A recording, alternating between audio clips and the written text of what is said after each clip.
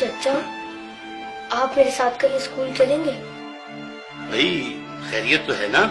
نہیں، وہ میں نے اپنی اسکول کی فیس جمع نہیں کروائی۔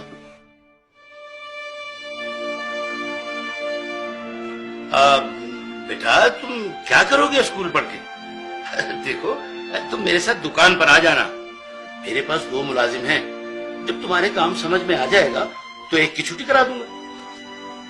تم لوگ دھیان سے پڑھو، ٹیچر کے آنے سے پہلے اپنا ہوم ورک مکمل کر لو۔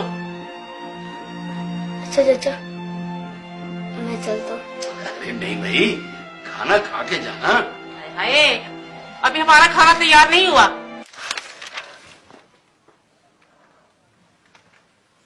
یا رسول اللہ، جب سے میرے ابو فوت ہوئے مجھے کسی نے پیار نہیں کیا۔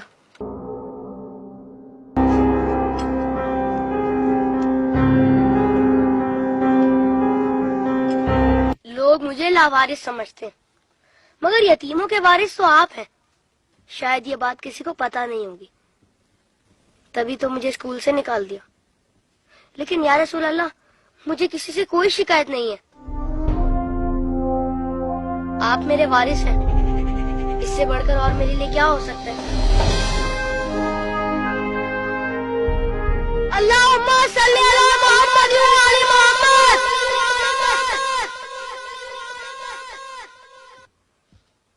اپنی ولادت کے موقع پر میرا یہ درود شریف قبول فرمائیے۔ سنا ہے آپ اپنے نوازوں سے بہت پیار کیا کرتے تھے۔ امام حسن علیہ السلام اور امام حسین علیہ السلام کو کندھوں پر بٹھا کر سیر کرایا کرتے تھے۔ آپ امام حسین علیہ السلام کے گلے کے بوسے لیا کرتے تھے اور روتے تھے۔ آپ کو پہلے سے علم تھا نا کہ امام حسین علیہ السلام کے گلے کو کاٹا جائے گا؟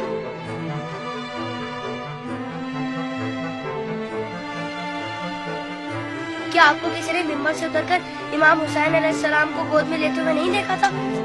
آپ نے تو خطبے کے بیچ میں انہیں گود میں لے کر کہا تھا، اسے پہچان لو، یہ حسین ہے، اسے کبھی تکلیف مت دینا، اس کی ہمیشہ مدد کرنا۔ جس نے حسین سے محبت کی اس نے مجھ سے محبت کی۔ کیا یہ سب کسی نے نہیں سنا ہوگا؟ ساقی کوثر نے جب ننھے علی اصغر کے لیے پانی کا سوال کیا تو یزیدی لشکر میں سے کسی نے بھی انہیں پانی نہیں دیا۔ یا رسول اللہ، آپ کی خاطر بھی نہیں دیا انہیں۔ اور 6 ماہ کا بچہ کتنا پانی پی لیتا؟ چند قطرے۔ حرملہ نے 3 منہ والا ایسا تیر چلایا جس نے شہزادہ علی اصغر کو ایک کان سے لے کر دوسرے تک ذبح کر دیا۔ تیر کتنا بڑا تھا آپ کو تو پتہ ہی ہوگا۔ تیر لگنے پر شہزادہ علی اصغر روئے ہوں گے۔ کٹے ہوئے گلے کو دیکھ کر مولا حسین بھی روئے ہوں گے۔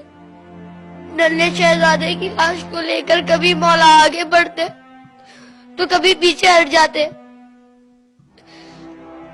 جب شہزادے کو ماں کی گود میں رکھا ہوگا تو تیر چھپا دیا ہوگا۔ ماں نے جب ننھے شہید کو دیکھا تو کہا، ارے تیری عمر کے تو جانور بھی ذبح نہیں ہوتے، ان ظالموں کو تیری کمسنی پر بھی رحم نہیں آیا۔ غازی عباس کے بازو کٹ گئے، سکینہ کی آس ٹوٹ گئی۔ سنا ہے بی بی سکینہ مولا حسین کے سینے پر سوتی تھی، مولا کے دل کا سکون تھی وہ۔ شاید اسی لیے امام حسین نے اپنی شہادت سے پہلے زمین کربلا سے کانٹے چن لیے۔ میرے بات کہیں میری بیٹی کے پاؤں میں کانٹے نہ چبھ جائے۔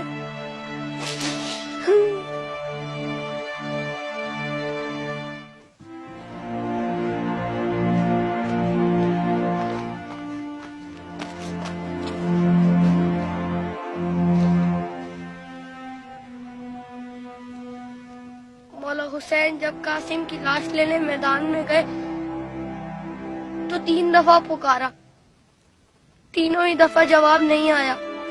پھر فرمایا، امام ہو کر حکم دیتا ہوں، بتاؤ کہاں ہو تم؟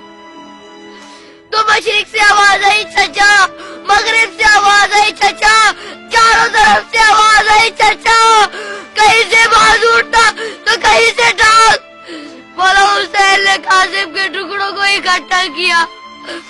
اور گٹڑی بنائے اور کہا حسین غریب ہو گیا.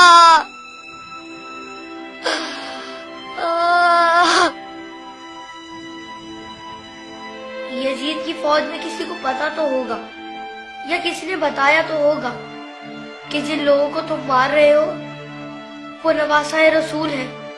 مولا حسین نے بلند آواز میں کہا تھا میں نواسۂ رسول ہوں, کوئی میری مدد کرنے والا ہے؟ یہ سن کر یزیدی فوج میں سے ہر کسی نے ان کی مدد تو کی ہوگی. سنا ہے یزیدی فوج نے امام حسین کو شہید کرنے سے پہلے نماز پڑھی تھی, اذان بھی دی ہوگی. کیا اذان میں آپ کا نام نہیں سنا ہوگا؟ تو پھر آپ ہی کے نواسے کو اتنی بے دردی سے شہید کیسے کیا؟ شہید کرنے کے بعد پہچانا نہیں ہوگا, ورنہ لاشوں پر اس طرح گھوڑے نہ دوڑاتے.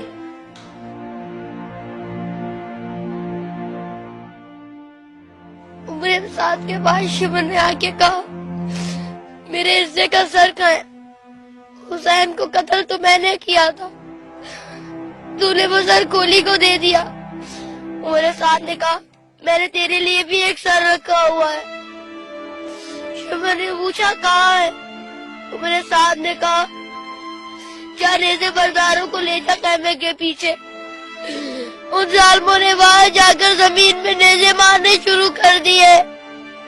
ایک نیزہ ایسا زمین میں گیا کہ ساتھ علی اصغر کو لے آیا. سب شہیدوں کے سر نیزے پر گئے, علی اصغر کا بدن نیزے پر گیا.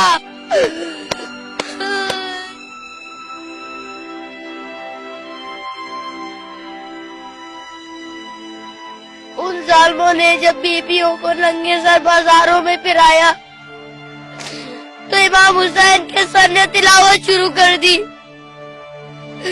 جیسے کہہ رہے ہو اے لوگو بیویوں کی طرف مت دیکھو, یہ دیکھو کہ ایک کٹا ہوا سر قرآن کی تلاوت کر رہا ہے.